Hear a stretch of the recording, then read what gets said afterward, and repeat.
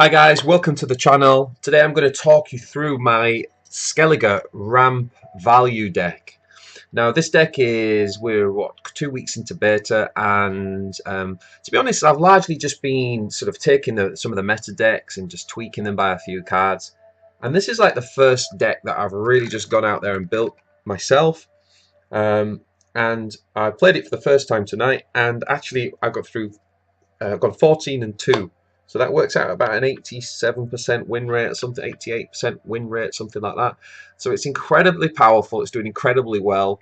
I fought against monsters with weather decks. I fought against a cheesy Northern Kingdom trebuchet stuff. Came across it all, Skytel, and as I say, 14-2. So really impressive. So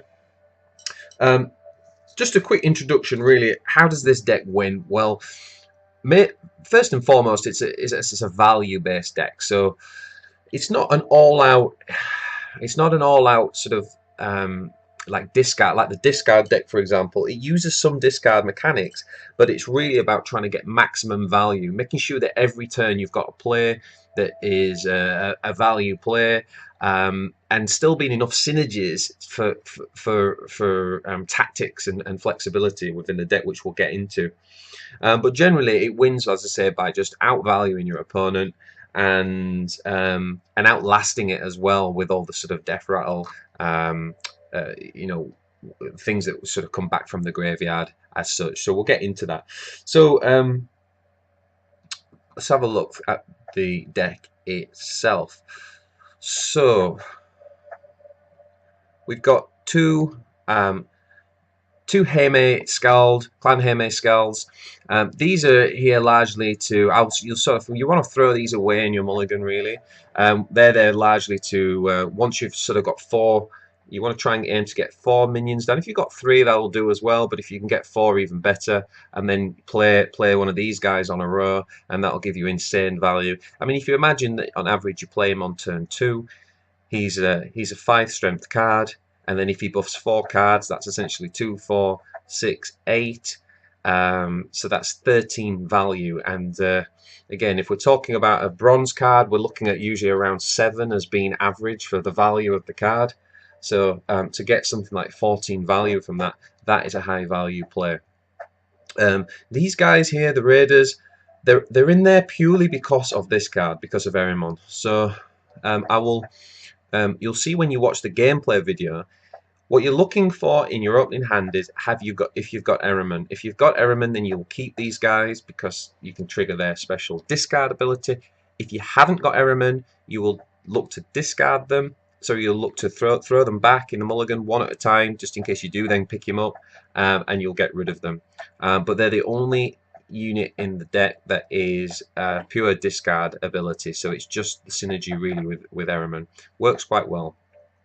If you are stuck with one clunky in your hand, you know, one of the things you can do is they become kind of good stall cards, because again, it's just something you can play and turn the turn back over to your opponent, make him waste some cards.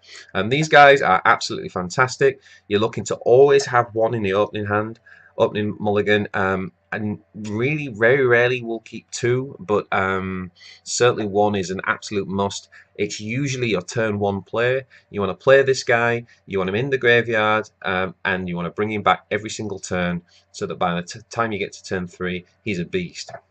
Roach, absolutely fantastic in this deck. We've got our fair share of gold cards, plus your opponent's going to play them, and it's a Skellige deck, right? So Roach is a 3 strength card in turn 1, but he's a 4 strength card in turn 2, and a 5 strength card in turn 3, giving him a grand total of 12 value. Again, for a silver card, when we're looking at average value, we're looking at around 10. This guy is possibly my favourite card in the deck, certainly one of, Morkvarg. Absolutely fantastic. You can put this guy down, you can buff him up with your shieldsmiths, and if they want to scorch him, great. I always try to keep him the highest strength thing in the deck usually, because if he gets scorched, he just comes back again, just two less. And the other beautiful thing with this deck is that nothing's really the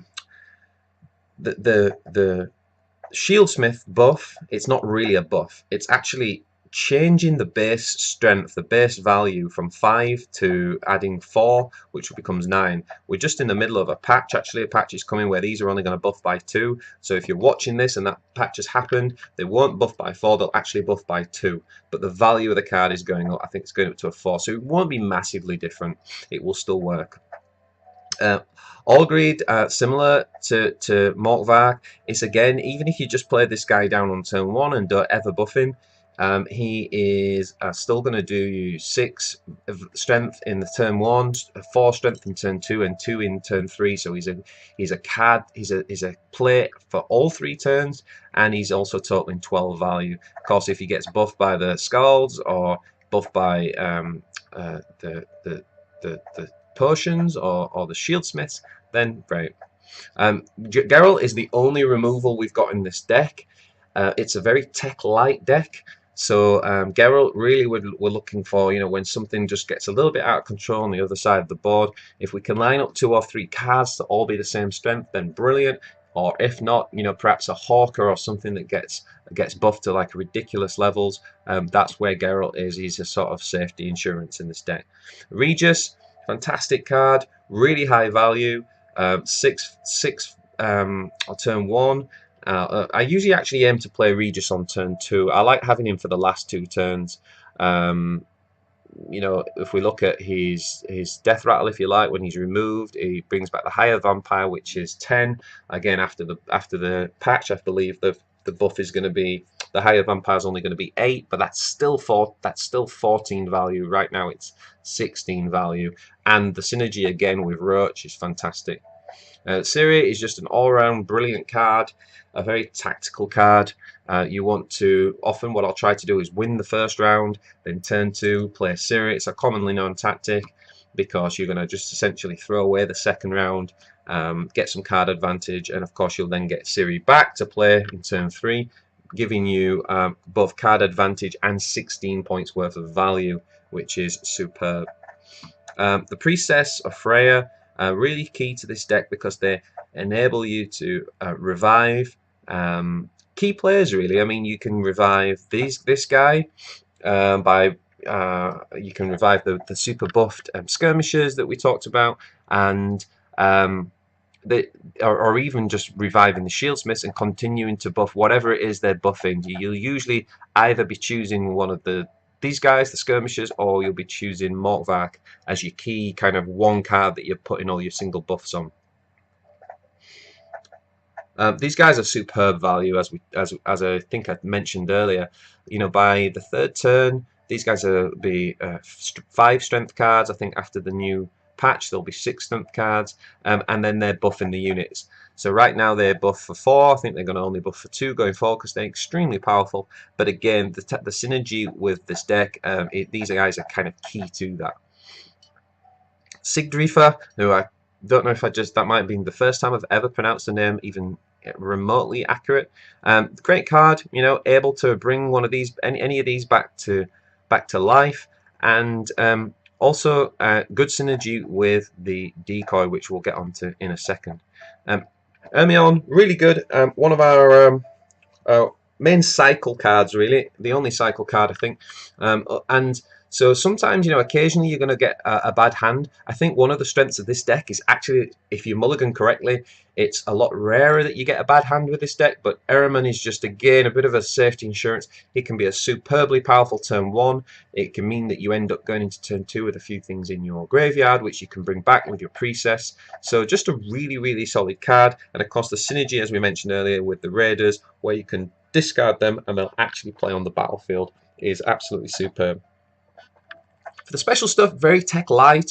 We've got the decoy to give us, again, to help us with the card advantage, particularly in that second round, or where we're gonna play to lose. We'll probably use the shieldsmith buff to buff Morkvark or one of the skirmishers, and then we will we can ping that back with decoy and get some card advantage, or we can use it on, as I said, the Sigdrifa to play her battle cry, bring something out of the graveyard, and then in the 3rd turn play it.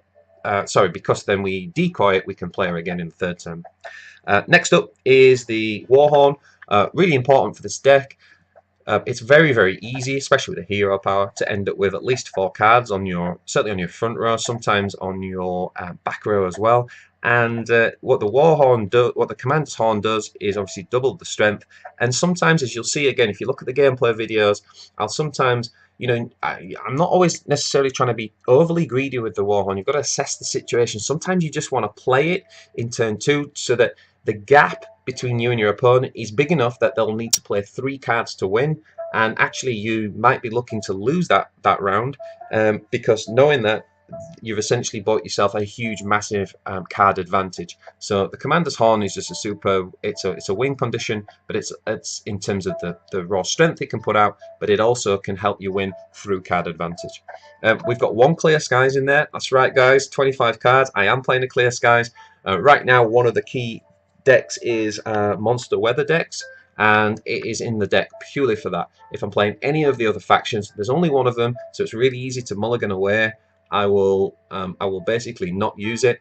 I can also got good synergy with Ehrman, so if you do get clunky, if it does get clunky and you end up stuck with it later on in the game, you can use Ehrman to discard it and bring out something else. But against the monsters, it's really fantastic. I try to hold on to it as long as I possibly can, and you know, I have actually won several games where that's the last card I've played against monsters, got rid of all the weather and won the game.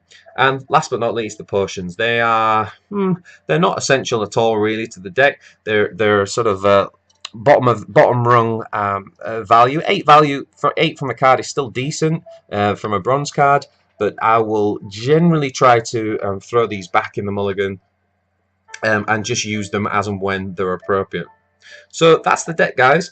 As I say, in the opening mulligan, you're really looking for one of these. You're looking first of all to see if you've got Ehrman, to see whether you need to throw your raiders away or whether you want to keep them. And they're trying to really get as many of the gold and silvers as possible. And also because it's tech light, if I do get the Warhorn against the Northern Kingdoms, or against, well, actually, if I get the Warhorn against most decks, to be honest, I will probably keep it. Same with the decoy. It's very little tech.